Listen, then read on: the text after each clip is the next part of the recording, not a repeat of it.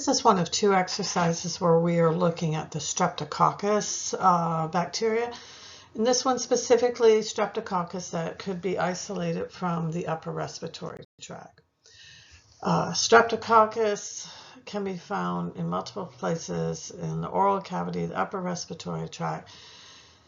Usually to grow it, you need to have an enrichment media. In this case, we're going to use blood agar. This is where you have a petri dish that's been supplemented with red blood cells.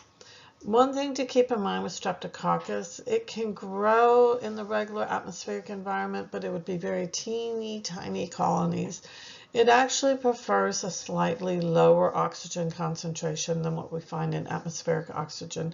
And so oftentimes to grow it, where you get better growth results, is to put it not necessarily in an anaerobic chamber, but put it, what we put in is a candle jar that will lower the oxygen concentration. Doesn't have to necessarily remove all of it, but to decrease it from what we find normally in the atmosphere. And so you would inoculate your blood plate. What we're going to do is take a throat swab and then rub that with a cotton-tipped applicator, rub that onto the surface of the blood plate, dispose of the cotton-tipped applicator as appropriately, and then incubate that blood plate in a candle jar. Now, this doesn't have to be a special container. What we do actually is we use large old pickle jars. We put the plates, you still incubate them, invert it, and we have a candle in there. So once all the plates are placed in there, we light the candle and then seal the jar. When the oxygen level decreases, then the flame's going to go out on the candle.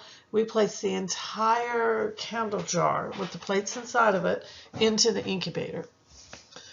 After the incubation period, which is usually 24 hours, we remove the plates. If there's different types of hemolysis that you are looking for, hemolysis is the breakdown of the red blood cells in the media. If there is no breakdown, no hemolysis occurring, that is referred to as gamma hemolysis.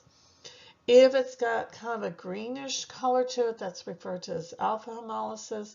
And then beta hemolysis is when there is complete lysis or complete clearing around the colonies.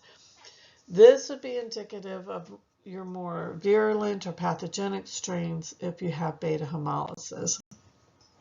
So in this picture, you can see this clearing around, this is the growth of the bacteria. So you can see along the margins or the edges of it, there is this clearing. That is an example of beta hemolysis.